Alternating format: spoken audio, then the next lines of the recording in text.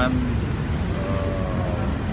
4 tahun ya, potong dengan masa hukuman masa tahanan ya, yang telah berjalan 9 bulan ini, terus denda ya sebesar 200 juta dan uang pengganti sebesar 1,2 miliar ya, 2 juta 1 miliar 2 juta ya, 102 juta ya. Baik. Atas putusan ini tadi sebagaimana sudah disampaikan oleh majelis hakim, kami menghormati selaku pihak, dan kami tadi yang menjadi atas putusan ini menjadi hak terakhir dari terdakwa.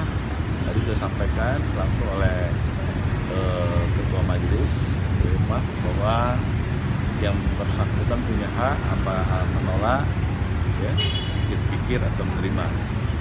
Tadi disampaikan oleh saudara Ramlan Suryadi bahwa yang bersangkutan kalau istilah kami itu lebih ke pikir-pikir.